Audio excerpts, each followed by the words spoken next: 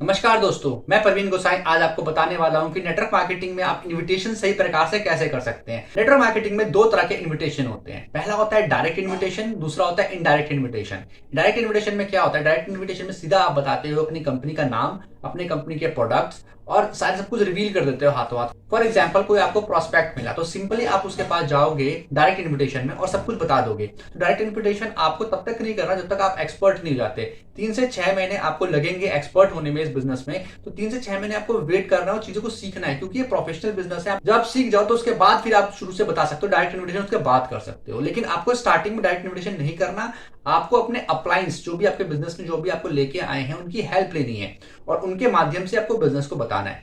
तो दूसरा है आपका इनडायरेक्ट इन्विटेशन, जो आपको करना है स्टार्टिंग में। नेटवर्क मार्केटिंग में नए नए हो तो आपको ये करना है इनडायरेक्ट इन्विटेशन। इनडायरेक्ट इन्विटेशन क्या होता है? इनडायरेक्ट इन्विटेशन में आप अपने जो भी प्रोस्पेक्ट होते हैं उनको ऑनलाइन, जो आपकी जूम में या फिर गूगल मीट में मीटिंग्स होती है, उसमें आपको लेके आना है। उसमें आपको बिजनेस को सही तरह से रिप्रेजेंट करेंगे, पीपीटी फाइल्स के थ्रू बिजनेस को समझाएंगे, स्लाइड शो के माध्यम से सारे बिजनेस को समझाया जाएगा। आपके प्रोडक्ट्स क्या है, कंपनी क्या करती है, पूरी डिटेल्स में आपके बिजनेस को समझाया जाएगा। क्योंकि हम बिजनेस किसी को प्रोवाइड कर रहे हैं तो बिजनेस की तरह ही प्रोवाइड करना जरूरी है। दूसरा तरीका है कि आप उनको ऑफलाइन जो सेमिनार्स होते हैं, जो भी आपके नियर बाय आपके डीएलसीपी होगी, स्टोर्स होंगे या फिर कोई स्टेडियम्स में भी सेमिनार्स होते, तो वहां पे उनको आपको लेके आना है। तो अब हम समझ चुके हैं कि आपको इनडायरेक्ट इन्विटेशन करना है। अब इनडायरेक्ट इन्विटेशन करने के बाद भी आपको 4 प्रकार के लोग मिलेंगे। इन्विटेशन जितना छोटा होगा उतना अच्छा है, क्योंकि स्टार्टिंग में मैंने भी ये गलती करी थी, सारी इन्फॉर्मेशन रिवील कर दी, सारी इन्फॉर्मेशन पहले ही बता दी और उससे फिर प्रोस्पेक्ट नेगेटिव माइंडसेट में आ जाता है। तो सबसे पहले 4 प्रकार के लोग कौन होंगे जो आपको मिलेंगे? पहले मिलेंगे आपको स्टूडेंट्स,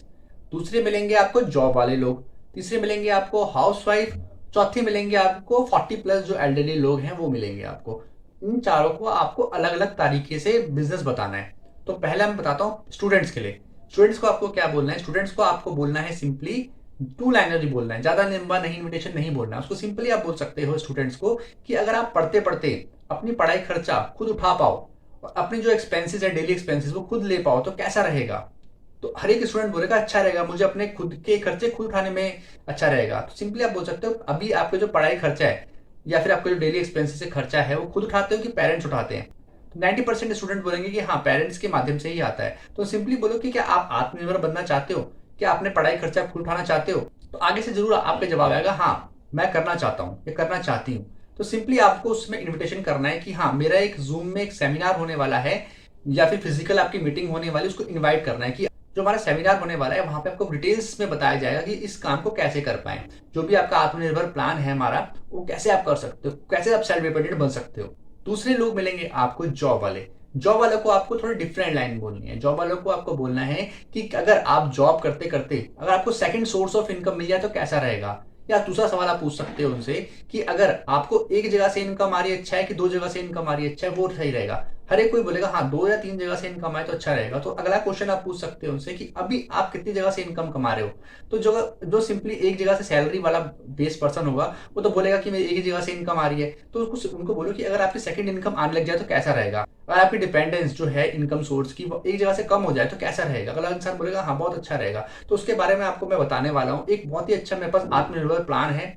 तो उसमें क्या करना है आपको? आत्मनिर्भर भारत प्लान में आपको थोड़ा कुछ सीखना पड़ेगा।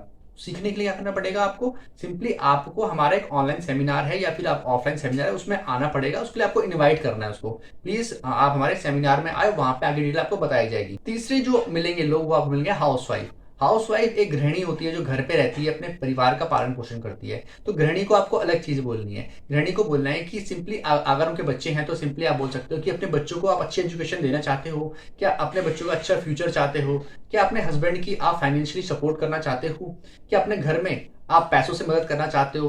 तो जो महिला जागरूक होगी करने के लिए वो जरूर बोलेगी हाँ, मैं करना चाहती हूँ। तो सिंपली आपको बोलना है कि आप घर बैठे बैठे अगर पैसा कमाने का मौका मिले आपको तो कैसा रहेगा?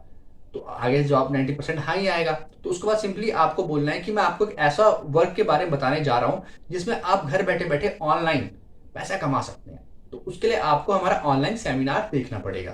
तो सिंपली आप उनको अपने पीपीटी फिक्स कर सकते हो। तो मेन मुद्दा क्या है? हमको पीपीटी फिक्स करानी है, पीपीटी में सही तरीके जानकारी देनी है। चौथी तरह के लोग मिलेंगे आपको 40-45 प्लस लोग मिलेंगे, तो वो कहीं ना कहीं सेटल्ड होंगे, कहीं ना कहीं उनसे एक सोर्स ऑफ इनकम तो उनकी आ रही होगी, तो उनको मनी ज्यादा अफेक्ट नहीं करेगी, उनको हेल्थ ज्यादा अफेक्ट करेगा। तो वहां पे अगर आप हेल्थ केयर इंडस्ट्री में काम कर रहे हो तो आपको हेल्थ के रिलेटेड प्रोडक्ट बताने हैं। जैसे मैं खुद एक हेल्थ केयर इंडस्ट्री से जुड़ा हूँ, तो मैं हेल्थ केयर प्रोडक्ट बताता हूँ लोगों को। तो मैं सिंपली बोलता हूँ कि अगर आप हेल्दी रह के अच्छी जिंदगी जी पाए तो कैसा रहेगा, और आपको उसके साथ एक कमाने का जरिया भी मिले तो कैसा रहेगा। अब मैं उनकी पहले जानकारी लेता हूँ कि आपकी कोई हेल्थ कैसी है आपकी, उसके हेल्थ के रिलेटेड बात करता हूँ, उसके बाद फिर उनको बिजनेस के बारे में बताता हूँ। तो प्रोडक्ट से भी कनेक्ट करना जरूरी है। अगर आप कोई प्रोडक्ट बेस्ड कंपनी में है तो प्रोडक्ट से भी कनेक्ट करना जरूरी है, और प्रोडक्ट से कनेक्ट करने के बाद सिंपली इन 4 तरह के लोगों को आपको इनवाइट करना है अपने बिजनेस सेमिनार में। तो यहाँ पे एक सवाल जरूर आएगा इन 4 तरह के लोगों से कि थोड़ा तो बताओ, कुछ तो बताओ, थोड़ा सा डिटेल में तो बताओ कि क्या होता है क्या है। सबसे बहुत लोग ऐसे सवाल पूछेंगे कुछ बताओ तभी हम आपके मीटिंग में आएंगे। तो आपको सिंपली यहाँ पे एक लाइन बोलनी है, अगर आपको 3 घंटे की फिल्म 3 मिनट के ट्रेलर में समझाएं तो क्या समझ आएगी, क्या मजा आएगा?